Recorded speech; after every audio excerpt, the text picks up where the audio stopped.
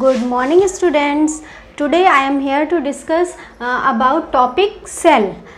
Then what is cell या फिर cell का invention कैसे हुआ या फिर ये word कहाँ से आया।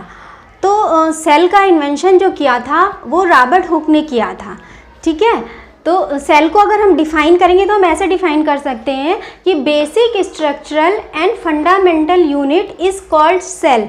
मतलब किसी भी चीज़ की वो जो छोटी से छोटी इकाई होती है, वो यूनिट होती है, उसे हम क्या बोलते हैं, सेल। एग्जाम्पल के तौर पे मान लीजिए कोई बिल्डिंग है, तो जब वो बिल्डिंग बनी तो उसके लिए सबसे पहले या सबसे रॉ मटेरियल में सबसे ज़रूरी चीज़ क्या थी, ब्रिक्स थी। अगर ब्रिक्स नहीं होगी तो वो बिल्डिंग कैसे बनेगी। तो उस बिल्डिंग की स्ट्रक्चरल जो बेसिक स्ट्रक्चरल यूनिट है वो क्या है, ब्रिक्स है। उसी तरह कोई भी प्लांट हो या एनिमल हो या कोई भी लिविंग बीइंग हो, उसकी basic structural and fundamental unit क्या होती है, सेल होती है, क्योंकि वो सेल से बना होता है। अब जैसे कि ये एक स्ट्रक्चर है अनियन सेल का। आपने कभी देखा होगा ध्यान से, जब भी हम अनियन को पील करते हैं तो अगर हम उसको ऐसे बीच में से तोड़ेंगे तो एक पतली सी लेयर, एक झिल्ली टाइप निकलती है।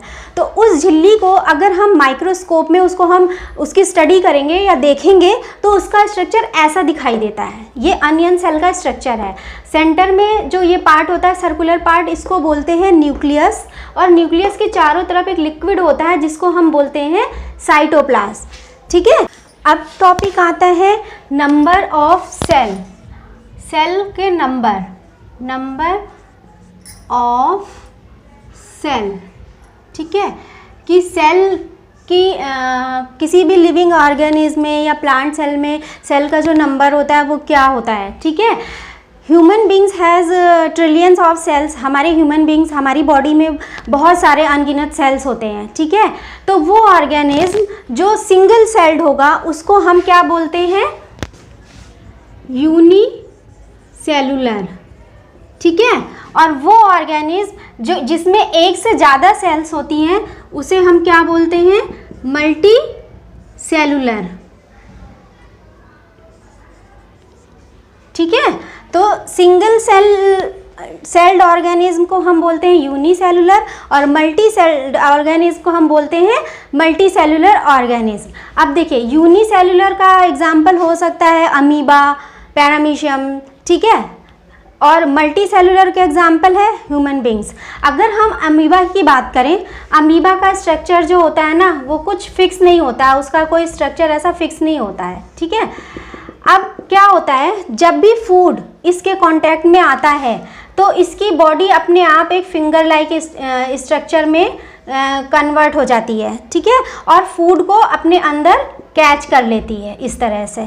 तो और ये जो इसकी बॉडी ऐसे फिंगर लाइक स्ट्रक्चर को जब बनाती है, इस फिंगर लाइक स्ट्रक्चर को हम बोलते हैं स्यूडोपोडिया, ठीक है। तो अमीबा का जो स्ट्रक्चर होता है वो कोई फिक्स नहीं होता है, हाँ, लेकिन ये सिंगल सेल्ड स्ट्रक्चर होता है। अब क्वेश्चन ये आता है कि ये सेल्स आते कहाँ से हैं। जो सेल्स होते हैं, जो एक सिंगल सेल होती है वो अपने आप को डिवाइड कर सकती है। तो वो डिवाइड करके 1 से 2, 2 से 4 ऐसे उस अपने नंबर को इंक्रीज करती रहती है, ठीक है। तो इसीलिए सेल्स का नंबर्स जो है वो इंक्रीज होता रहता है। अब टॉपिक आता है साइज ऑफ सेल। सेल का साइज कैसा होता है। मोस्ट सेल्स आर माइक्रोस्कोपिक, मतलब सेल्स को हम ऐसे ही नहीं देख सकते हैं। अगर हम अपनी स्किन को देखेंगे तो हमें इसमें सेल्स दिखाई दे रही है, नहीं दिखाई दे रही हैं। सेल्स जो है माइक्रोस्कोप में ही दिखाई देती हैं, ठीक है। और largest cell is the egg of an ostrich. सबसे लार्जेस्ट सेल कौन सा होगा, ऑस्ट्रिच का egg. Size of cell is related to its function. Cell का साइज जो है वो उसके फंक्शन पर भी डिपेंड करता है। अब क्वेश्चन ये है कि एक सिंगल सेल से एक पूरा ऑर्गेनिज्म कैसे बनता है। देखिए, सबसे पहले क्या है, सेल है। एक सेल से 2, 3, 4 ऐसे सेल्स बनी और उन सेल से क्या बना, टिश्यू बना। सिंगल सेल से पहले क्या बना, टिश्यू बना। फिर ये सारे टिश्यू मिलकर इन्होंने क्या बनाया, एक ऑर्गन बनाया। जैसे कि मान लीजिए हमारी किडनी है, हमारे लंग्स हैं, इस तरह से टिश्यू ने मिलकर ऑर्गन बनाया।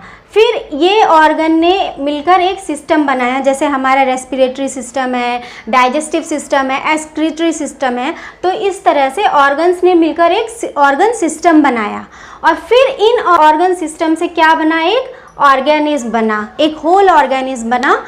तो मतलब एक सिंगल सेल से पहले टिश्यू बना, टिश्यू से ऑर्गन, ऑर्गन से ऑर्गन सिस्टम और ऑर्गन सिस्टम से एक ऑर्गेनिज्म बना।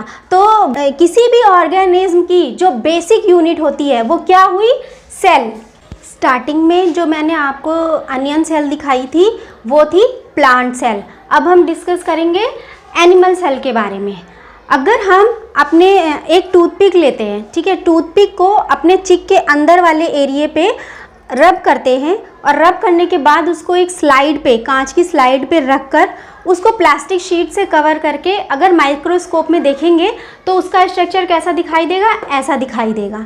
ठीक है, अब देखिए एक सेल के अंदर ये क्या है, न्यूक्लियस है। ठीक, न्यूक्लियस को जिस मेम्ब्रेन ने कवर किया उसको बोलेंगे न्यूक्लियर मेम्ब्रेन। ठीक है, और सेल को जिसने कवर किया उसको बोलेंगे हम सेल मेम्ब्रेन। और सेल के चारों तरफ जो ये लिक्विड फिल होता है इसको हम बोलते हैं साइटोप्लाज्म। ठीक है, तो ये क्या हो गया, ह्यूमन चिक सेल का स्ट्रक्चर है, ये एनिमल सेल है। और जो अनियन का स्ट्रक्चर दिखाया था मैंने आपको, वो प्लांट सेल का स्ट्रक्चर था। ठीक है, तो आज के लिए बस इतना ही। नेक्स्ट वीडियो में फिर हम इसके आगे के टॉपिक पर डिस्कस करेंगे। Thank you.